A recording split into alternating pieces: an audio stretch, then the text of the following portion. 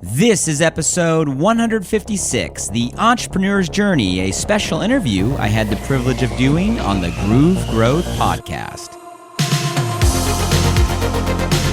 Welcome to Alive by Design. My name is Blake Mallen, and we're here to bring you inspiring people, principles, and practices to help you wake up, move toward your meant to, and feel fully alive. Open your mind and let's dive in.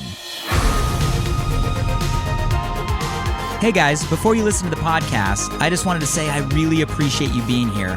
If you want to catch these episodes happening live, where you often can ask real-time questions or maybe even get featured on the show, make sure we're connected on Instagram at Blake Mallen and on my Facebook page, facebook.com/BlakeMallen.page, as I'd love to see you there. Love you guys. Stay safe, stay healthy, stay sane, and enjoy the episode.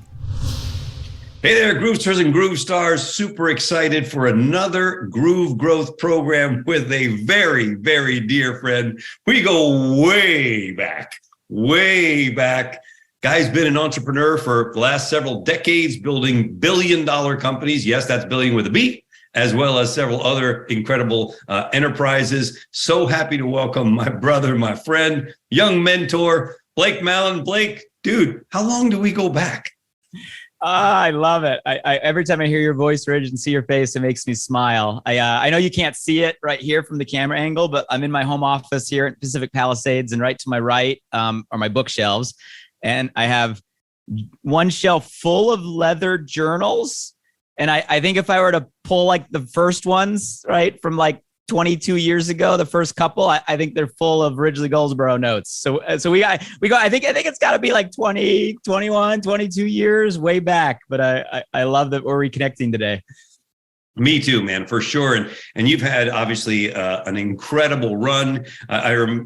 We go back to when my kids were this big and you didn't even have any kids. And now you've got the kids that are this big. And here we are reconnecting. But take us back a little bit. What was the thing that, and I know you talk about it a lot on your podcast and other successful things that you're doing, but what was the thing that sent you down this entrepreneurial track to say, wait, I can't work for somebody else. I got to do my own thing?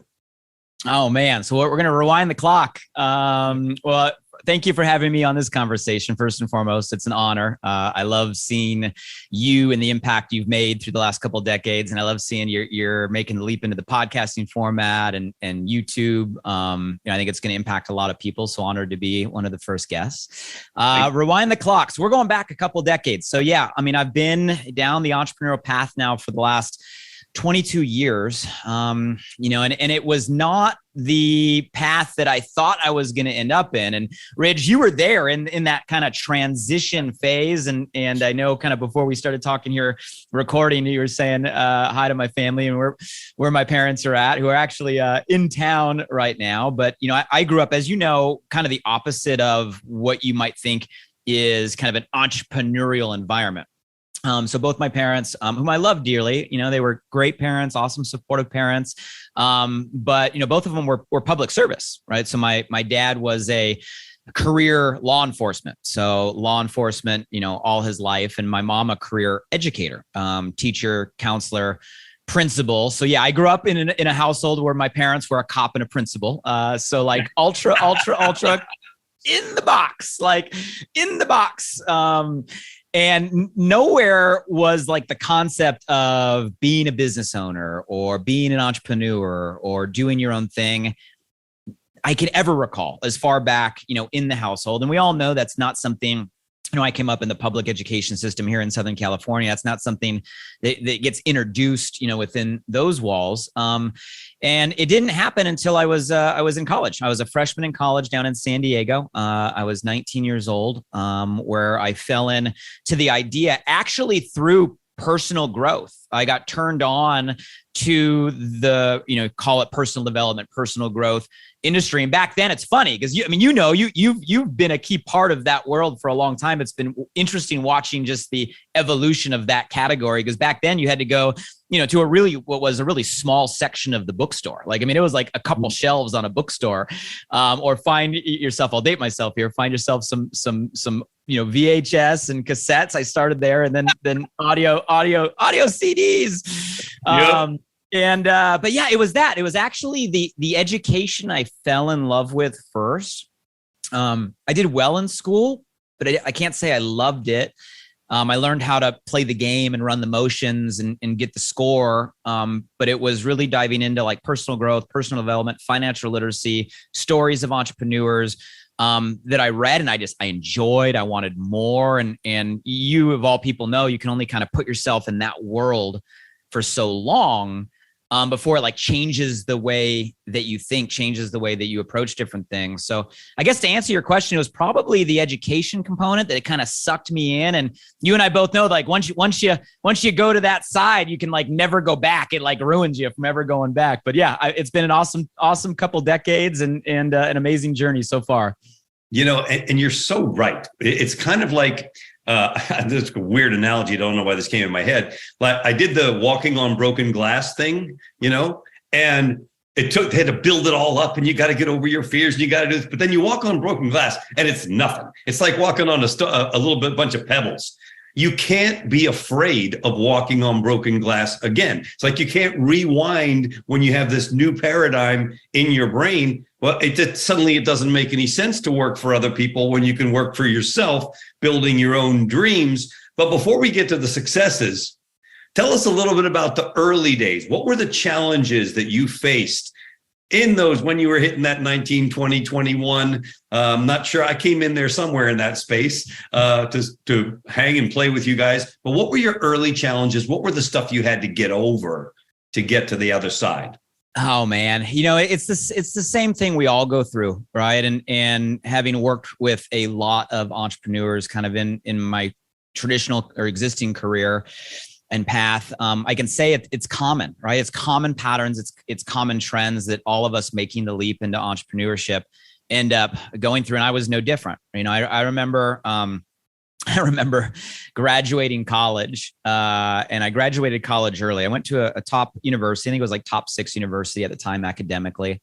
And I graduated with degrees in political science, emphasis in public law, minor in psychology, cum laude, right? Latin honors. I did it in 3 years, like really following that script or that resume. And I remember being at a party at my parents' house, kind of celebrating the fact that I, you know, finished school. And I remember very distinctly one of my best friend's parents who came up to me and asked, like, well, you graduated, right? You know, what are you going to go do now? The same question everybody asks, right? When you finish your educational career, the whole world asks the exact same question. Okay, you're done. Congratulations. What are you going to go do now? And I'm sure they thought like I was going to go to some law school because that was kind of the path I thought I was supposed to follow, or you know, work for some firm or do some next step of internship. And, you know, I remember that moment standing in my parents' backyard, Ridge, where I looked at him. I said, well, I'm going to start a home-based business. And I remember like the look of like, just care on their face where they're like they didn't say anything, like, but they literally gave me the look like this guy lost his mind, right? Having gone through 18 years of my life, getting the grades, doing the resume, graduating, right? Top of the class, to open the door, to follow that ladder. And then boom, to say, no, I'm going to start my own thing, you know, from my home. But I use that story because it's so vividly imprinted like in my mind as one of the early examples. But I could give example after example after example of having to shift a paradigm of what was given to me by virtually everybody, right? My parents, the educational system, my social circles, right? My friends, parents, virtually everybody in that early part of my life, because I didn't grow up around entrepreneurs and business people who all kind of followed the traditional path. And it was tough, Rich. That was probably one of the earliest things, right? Going against the grain, right? Mm-hmm. Going against the programming that we're taught from such a young age of how to fall in line, how to, you know, fit in, how to, you know, go build the resume, go get the job, how to, you know, go work hard, right? All of those, that script, so to speak. And saying, you know what, I'm going to choose a different path because there was something in me that just felt like that was the right way.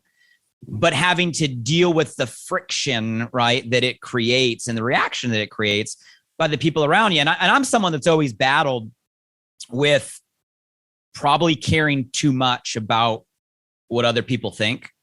You know, and I'm sure there's a bunch of people that'll listen to this that are like the achiever personality. I'm that achiever archetype, that achiever stereotype. And a lot of us that achieve certain results in life with that achiever mindset, we do so because we seek validation, right? We seek, the pleasing of others. We seek, right, that someone to tell us, good job, that a boy. And I definitely have fallen in that category most of my life. So that early phase, Ridge, where I had to go a different direction and then face the thoughts, the reactions, the responses from the people that were close to me, that I loved, that I valued at that time. That was probably one of the biggest shifts and most difficult shifts in just getting off the ground. And obviously there's paradigms along the way. And I think those shifts never stop, right? We're constantly having to kind of fight, what we think we're supposed to do or told we're supposed to do. I don't think it ends there. But I think that's kind of the first thing that comes to my mind. I think it's something that I think every entrepreneur that makes a leap has to go to battle against, maybe what they think the expectation is that's put on them by those around them, and decide, you know what, I'm gonna trust my gut, trust my instinct, trust what I feel inside to go a different way, because I think that's where I'm meant to go, despite having to maybe let down what other people think I was supposed to do. And Ridge, that's my story for sure, and I found that story pretty common in entrepreneurs, and I don't know if you've seen the same. Yeah, for sure. And I wanted to touch base with you, of course, and we both have had the pleasure of coaching and mentoring a lot of people. So how do you help, or how have you been able to help other budding entrepreneurs who are up against that wall, if you will? They're up against that wall of disbelief or doubt or fear or peer pressure or whatever, but they come to you and they say, Blake, you're doing it. Can I borrow your belief for a minute, or can you help me out? What can you say? How have you been able to encourage others to follow that path and follow their dreams? I think we're all influenced by environment. There's not a single one of us, right? Doesn't matter how hard-headed we are, or how stubborn we are, or how independent we think we are. If we're all honest and open, we're influenced, right, by the environment that is around us. I think you have to understand that environment, we don't have a choice over it influences, whether or not it influences us, but we do have a choice over what environment we put around us and allow, right, to influence us. And I think for everybody that's looking to go an entrepreneur route, regardless of if you have, someone around you right now that is against or anti, or maybe just doesn't understand, we can all benefit from shifting an environment that's going to be more conducive, right, to the path that we want to go. And what I mean by that is you can shift your environment, physically, right? I mean, find people around that are already on that path, right? Find a social circle that are entrepreneurs, that want to become entrepreneurs, that are thinking the way that you think. Find mentors, right? Ridge, you were one of the first people that entered to my life at a very transitional season of my life that, I would put in that bucket of a mentor that helped me affirm, right, that I wasn't crazy, that I was going the right way. So I think it can come with real proximity, and you can find real proximity. There are ways to find people around you, right, that can help support the path that you're going. But what I love about today, and this is more accessible today than we'll date ourselves, right, than when I was kind of going through that season of life, is like proximity today is easier than ever before, because we're literally connected to the world, right, with the palm of our hand. And I'm not going to go on the rant of social media and access to content today. But what I love, forget the noise, forget the negativity, right? Forget the cancel culture, forget, right, all the stuff that also comes along with it. There's two sides of the coin. The positive is you can find what you're looking for. And you can access today mentorship and proximity and thought leaders in any format you want, right? Whether it's on Instagram or on TikTok or on YouTube, and they can be an environment around that helps you make that shift. And like I said, that little bookshelf, right, or a couple bookshelves in a bookstore, or having to find the VHS or the cassette or the CDs to get access to this type of thinking. Like today, you can literally find it on demand 24/7, virtually limitless, from the best of the best all around the world, and find the things that resonate with you. So I think, to answer your question maybe more succinctly, I think we are all a product of our environment, fact. It's just a question of, is your environment one of default, one that's given to you? Or is it one of design, one you are choosing every single day? And I think we need to choose a proximity of people that we're physically around. I think we need to find mentors and models, right? They can affirm our belief and show us it's possible.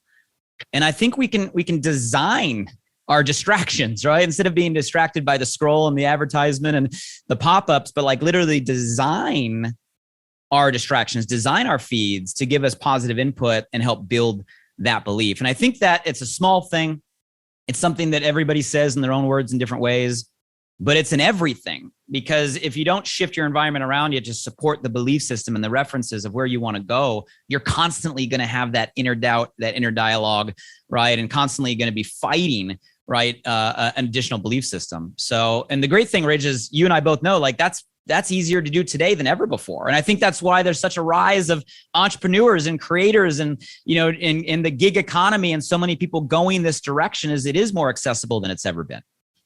You know, I remember, Blake, that you gave me a great gift one time. You gave me a copy of your personal growth library on CDs, like 30 hours or something. Or I don't know, like this, like it was a thick bunch of CDs where you'd downloaded all that stuff for me and gave them to me as a gift. I still have them. They're right over there.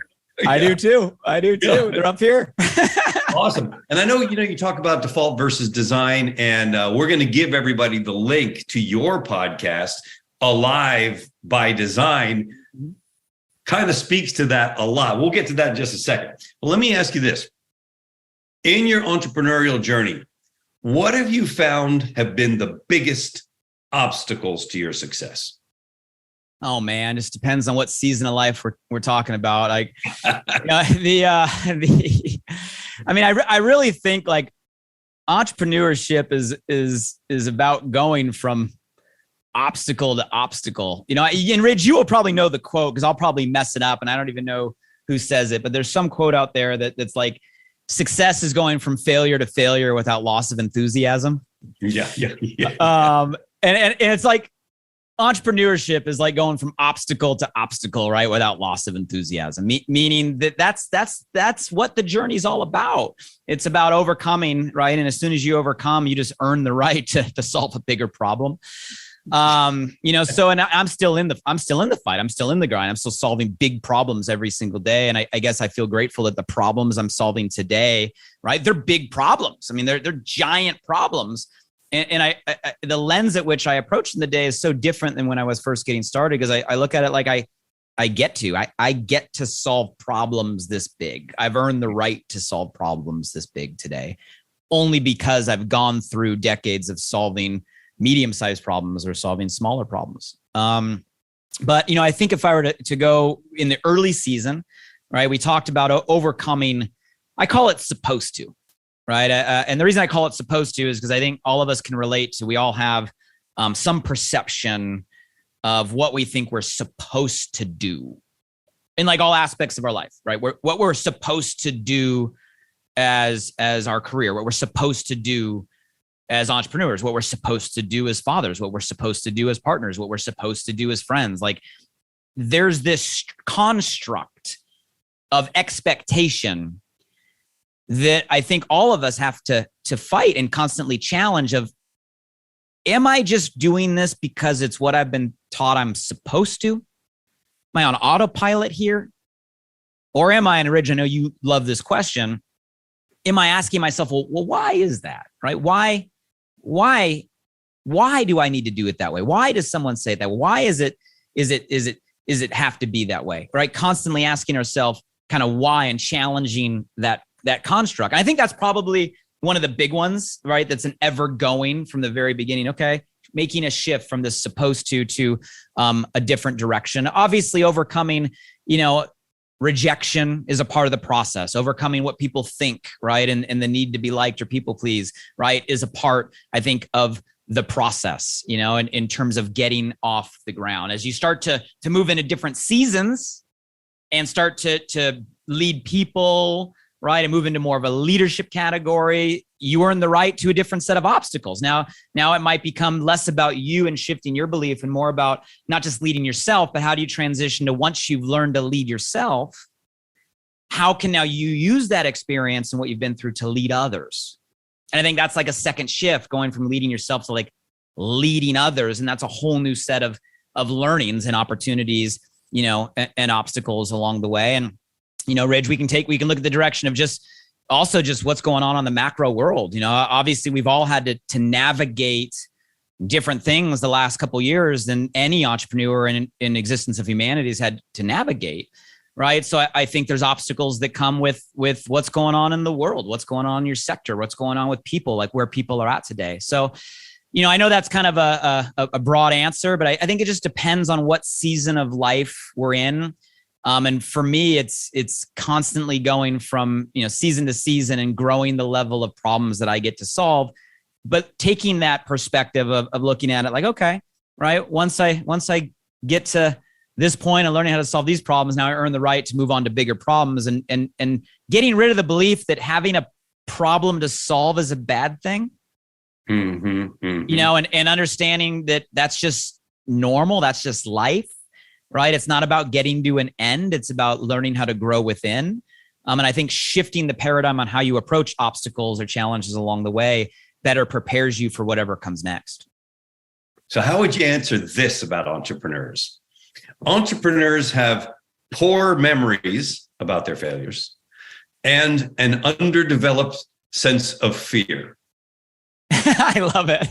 It's probably very true of all the greats, or all the ones that even just stay in the game,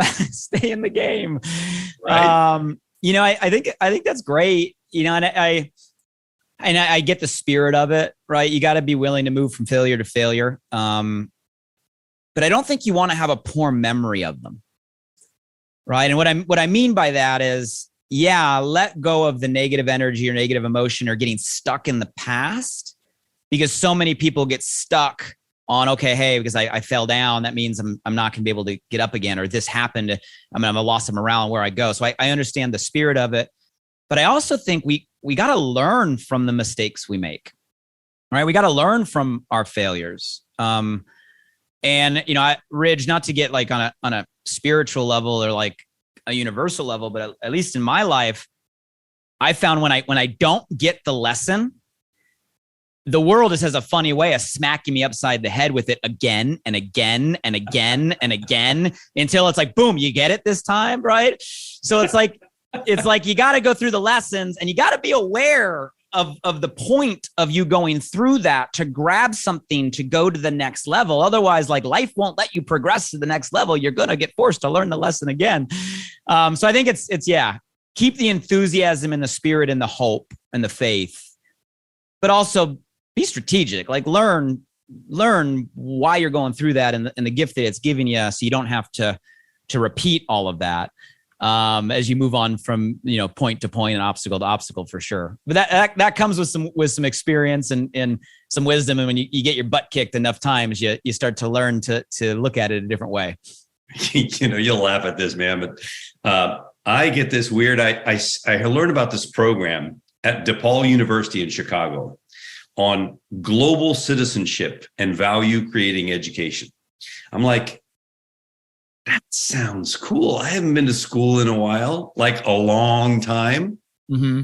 So last December, I just got a master's degree in global citizenship. And I got to tell you one thing, I clearly had a poor memory about how hard it is to get a master's degree. Okay. That's amazing. Sounds like a fun topic. Sounds like a useful one. It was, man. It was all about the world's philosophers. Where do the boundaries end? What strategy do we have for dialogic engagement? All those kinds of things, how great philosophers think. But it was also like 500 pages a week of reading and whatever. I'm exaggerating, but it was at least 100 pages a week. 1,000-word, essays were commonplace. And I was like, God, man, this is a lot of work, especially for a guy who was only doing it for the pure love of education. No desire to become an educator, even though I now have a master's in education. No, I just wanted to learn. What does it mean to be a global citizen? Took me 4 years, by the way. Yeah, congratulations. I don't think I've ever heard anybody that has a master's in that category. So leave it to Ridge. There you go. All right, man. So keys to success. If you were going to say keys to success for any entrepreneur, not just your own journey, but you've coached so many entrepreneurs, give us your top 2, top 3 keys for people that they need to kind of work on to succeed at whatever they're trying to accomplish. Yeah, I mean, it's a great question. It's a loaded question. Maybe I'll give a different answer than you have heard. I think it starts with faith.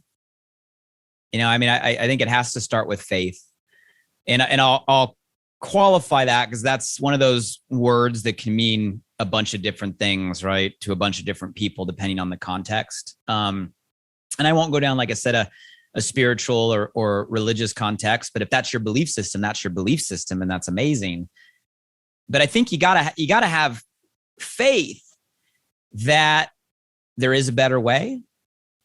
I think you gotta have faith that you're here for some reason other than just like happenstance.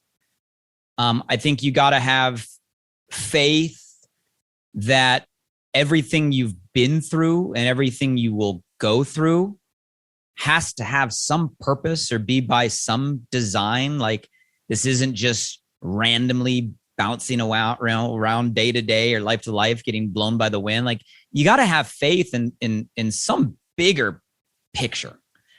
And not only faith in a bigger picture, but faith in a bigger picture that has a vision of you in that picture.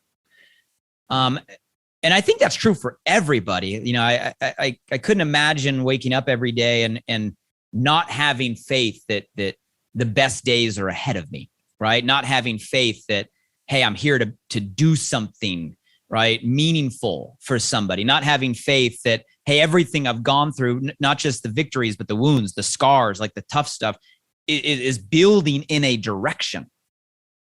Because if you don't have faith, you're not going to have the energy. You're not going to have the fortitude. You're not going to have the resilience. You're not going to have the attitude to do anything else. So I think you got to have a faith. You got to find your faith. And again, that can mean a bunch of different things. And I'm not here to prescribe what that means to you, depending on what your belief system is, where you come from, what's around you. It can be anything that works for you. But I think it starts with a faith in a bigger picture for you and what you can do for others. I think once you have the faith in a direction, I think there's got to be some commitment to better, to like constant improvement, to growth, whatever term you want to use. I think that's built into our DNA as people. I think as people, we were created, right, to constantly grow ourselves, challenge ourselves, progress ourselves, like get better in some way. I know we've all probably been around people in our life that maybe it's an age or maybe it's a certain season of life or they had a certain transactional event. But we've all been around people where they get to a point in their life where it's like it's almost like they give up. And when I say give up, I mean they give up on trying to be better. No, this is just how it is. This is just how I am. This is how whenever I start hearing language of this is just me, this is how I am. And you literally start to see people stop or refuse of evolution of themselves. I think it's the beginning of the end. Mm-hmm. You watch how fast people decline when they no longer have something to strive for and thrive for and improve on. And this doesn't have to be an age thing, right? I mean, I've seen people in all different, decades of life that have gone through periods where it's like they just gave up on being more, becoming more.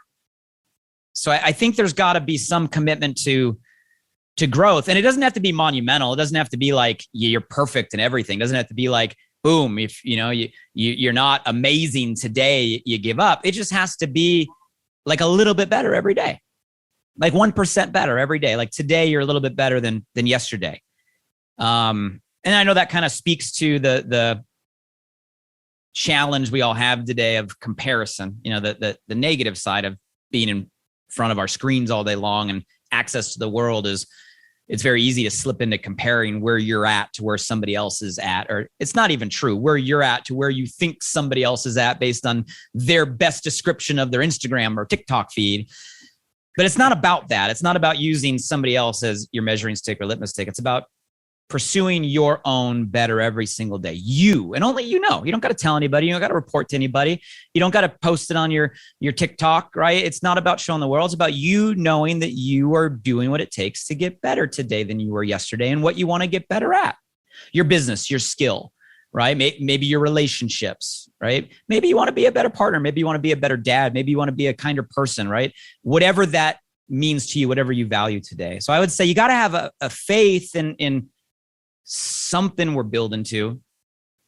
I think you got to have a commitment to constantly grow yourself and get better in the things that matter to you. And then the last one I'd say consistency. And I know that's probably a common word that we hear and we throw out because we've heard it so many times, but it's also probably something that's higher value today than ever before, because I think people today lack consistency more today than ever before. We're in a world of noise and distraction. We're in a world of so much opportunity. We're in a world where everybody's ADD, right? We're not gonna die from starvation. We die from indigestion, from eating too much opportunity. And with that comes so many people just not being able to focus, not being able to stay a course, not being able to give anything a shot. And I think anything worthwhile is going to take time. I think consistency allows us to build a momentum to allow for the opportunity to unfold that's in front of you. And so often we don't give enough time and consistency to even allow the doors to open that are meant to open in that direction. We're bouncing to the next thing or the next thing or the next thing, constantly restarting instead of building right into a flow. So there's other things, Ridge, that would come to my mind, but I think no matter who you are, what path you're on right now, I challenge you to ask yourself, do you have a faith in where you're going and what you're meant to do and the impact you're meant to make, and that it's for some reason, right? That you're here. Is that faith really there? If not, what can you do to build that? Are you committed to getting better every single day? And what does that mean for you? What do you want to get better in, right? What is it you want to challenge yourself to be better than yesterday? Forget comparing everybody else, you and only you versus you. And are you giving yourself consistent? When I mean consistent, we're talking habitually, daily, right? Weekly, monthly, yearly, right? As long as it takes. I think, Ridge, you were the first person to tell me this quote, and I use it all the time. Well, how often do you go? When do you stop, right? How long do you got to keep going? Until, right? You go until.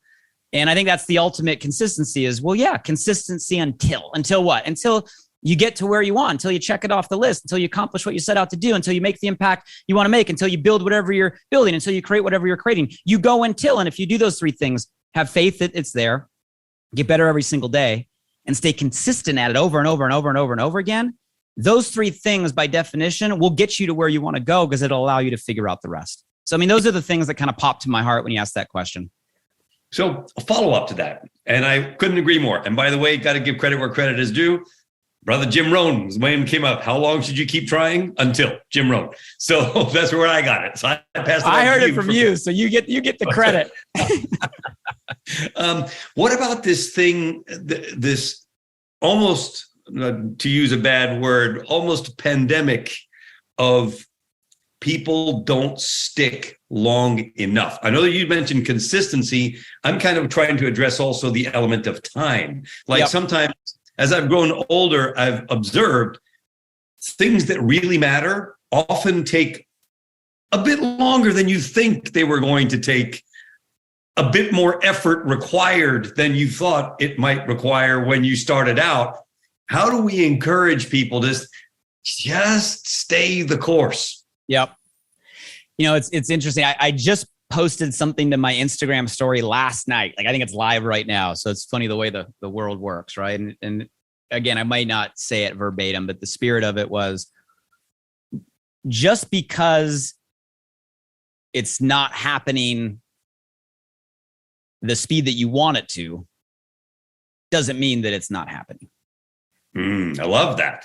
And that's the truth, right? Because let's also be real. it never happens the speed that you want it to, ever. I don't know about you, but I've tried so many different things, variations, ideas, projects, campaigns, launches inside my career. And here's a common trait.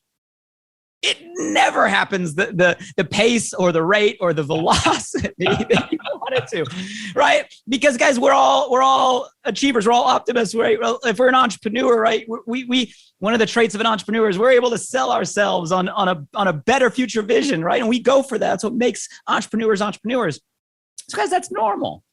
That's normal, right? And it goes back to like sometimes we create our own expectation. Maybe the expectation isn't one we get from others, like we talked about. Maybe we create our own expectation in our mind that ends up working against us. So I think to your point, Ridge, like everything takes time, and some things are outside your control. And I know we hate hearing that, right? And I know every one of us has a little bit of OCD inside of us, right? Like, we're more comfortable when we can control things. We feel better and more at ease and more safe when we can control things. But guys, some things are just outside our control. You can control everything you can control. You still can't control everything because some things are just outside our control. And if you get fixated on a certain result in a certain amount of time, you don't allow what's meant to happen or things outside of your control, right, to occur, which is reality. So I think depending on what path you're on right now, start with your outcome. Like, what is the outcome you really, really want, right? Begin with the end in mind, right? As Covey would say, like, what is it that you're really trying to build? Start with that picture, that destination, clarity on where you're going. And have a strategy. Set goals. Have milestones. But don't lose sight of the outcome that we want as long as we're moving forward, whether today was a mile or a step, right? We're moving forward. That is progress. And I guess last thought too, Ridge, is not only do we got to stick with it in terms of the time to allow things to unfold and allow the time for what's to happen. I also think sometimes we need to give ourselves grace and give ourselves, more attaboys and more applause, even for like the micro progress. So often if we don't hit the grand slam, right, we don't acknowledge the base hit, right? If we don't, don't have the touchdown, we don't acknowledge the fact that we moved a yard. Like, some days you might score, some days you might move a yard, but at least you're moving forward. And I think that's just a mindset that will help all entrepreneurs is acknowledge not just the victories, but acknowledge the small steps, right? The little things, because the little things over and over and over again are what lead to the big things and lead to the great things. But it is a shame today that so many people are just like on to the next thing. They don't even allow the time and consistency it takes to create what is to be created and to become, right? In all essence, become the person that they're able to become by going through it. Yeah, I completely agree. 100%. And very, very wise words from you, Blake. So another question for you. The 3 books you would recommend that entrepreneurs should read to help them on their entrepreneurial journey would be. Oh man, I'll look to my bookshelf. Okay, I can do this. We're on video here because like they're in the center of my bookshelf. So hold on a second. You're going to go get them. Okay. You're going to bring them over. I like that. Already all set to go and ready to roll and bringing them over for us to take a look at. Fantastic. All right. Top 3 books recommended by the great Blake Mallen. We are about to find out exactly what they are. Everybody that is watching. This is the benefit of studio inside the house. I wish I could turn the camera because you guys, you tee up, you laugh. Okay. I think you probably know what some of these are going to be. And again, I would ask questions to the entrepreneur on where they're at, what season they're at, and probably be more prescriptive depending on the individual. But if I'm going to go blanket statement, everybody that I know will make an impact regardless of where you're at, here's what I'm going to pick. And you know what the first one's probably going to be. Yep. Right. So for those of you guys not on video, right? So I'm holding up Think and Grow Rich, right? Napoleon Hill. This is the Bible of the entrepreneurial spirit and personal growth in general, right? So, and I'll also say, how many of you have read Think and Grow Rich or listened to Think and Grow Rich? And And it's also one that like you got to go over and over and over and over again. And just like all great texts, it means different things at different seasons, right? So, I read this when I was 19. It meant something different than if I read it today. So I think that's got to be one there. This one is dated, Ridge, but I had to grab it because for me, it was the big shift. The information, this is an older one, but I'll qualify it by saying, like, if you're a new entrepreneur and you're battling with some of the stuff we've touched on in this conversation, the shift in mindset, understanding the different way different people think and the thing that separates business owners and entrepreneurs from, say, everybody else, the affirmation that maybe the path you're going or thinking about going is the right way. Like if you're looking for all of that, this is the single biggest book that helped validate the path of entrepreneurship for me. And it's an old one, right? And Reg, you might remember this one, right? So I'm holding up a book called Cash Flow Quadrant by Robert Kiyosaki. Robert Kiyosaki was most known for Rich Dad Poor Dad. This was the second book, less popular, but in my opinion, more impactful. Cash Flow Quadrant. This is my actual version here that's beat up, tagged, noted from when I was 19 years old when I read this, that helped affirmed I was going the right direction, regardless of what everybody around me said and thought in those stories that I shared. And then I'll give a more current one, but still actually been around a long time that I think will help everybody. And that's this one right here. Mm-hmm. So Start With Why by Simon Sinek. I think this is applicable to everybody. And if he has a great TED Talk, it was a viral TED Talk if you want the 18-minute version, but I think the full book is worth it. And not just in business and entrepreneurship. He writes from the context of brands and iconic brands and some business philosophy.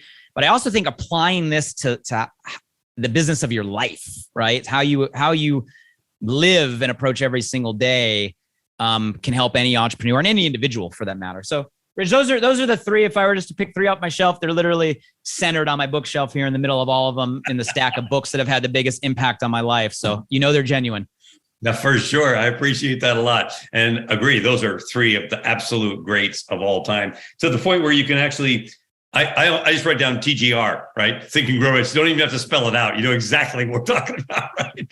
So as we're wrapping this up today, I'd love to turn people on to your phenomenal content that you have in your podcast that's been going now for quite a while now. How long have you been doing this now? I started it in pandemic. And it was just something where obviously we were all home for an extended period. And in my career, in my path, I do a lot of traveling, at least pre-pandemic. I did a lot of traveling. So I kind of used pandemic as an opportunity. I was going to be home, but still wanted to make an impact, to launch it's really a passion project. I don't monetize it. I don't sell anything on it.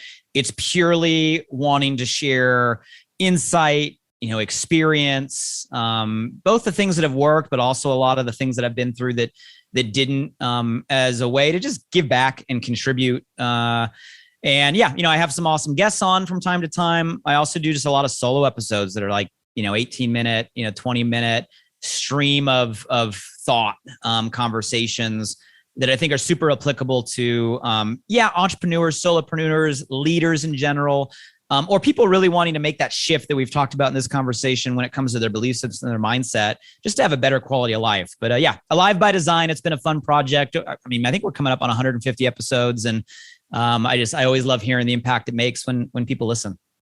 Yeah. So guys, you know the drill. Down below, there's a button. Click on the button right there. Go check out Blake's podcast, Alive by Design. So everything we've been talking about today is alive by design, almost. If you think about it, so much is all about that. And Blake, I know we've been friends for such a long time. I'm so proud of you, everything you've done, everything you've accomplished. So grateful for you taking some time to be with us and our community. I wish you nothing but the best. And I'm sending you a big virtual hug, as I've been doing for a long, long time, brother. You're the best. Thank you very, very much. I appreciate you, Ridge. Thanks for everything. Hey guys, one last thing. I'm super excited that this new podcast, Alive by Design, just went live. You see, I designed the show to bring you inspired thoughts and fascinating conversations with the world's most impactful people, to provide transformative principles and practices to help you wake up, move toward your meant to, and feel fully alive. And I'd love for you to help me spread the word now. Simply subscribe, rate, and review the podcast on this platform right now. So if I've ever given you value, please do me this personal favor and go subscribe now. And if you found today's episode helpful in any way, make sure you share this with at least one friend today. You have the power right now to change someone's day. So send them a text message with a link to alivebydesign.com, or simply copy and paste the link right from this podcast platform. Who's one person you know right now that you want to see succeed, that you want to see grow, that you want to see feel more alive? Shoot them a text with your largest takeaway from today and be a light in their day. And if you were referred here by a friend, make sure you shoot them a text back and say thank you. I'd love to hear from you directly on what you got from today's podcast. So if you're up for it, drop by my Instagram at Blake Mallen and shoot me a DM. And as always, thank you for showing up. I'm grateful for you. And I hope our time together today in some small way helped you feel a little more alive. Until next time.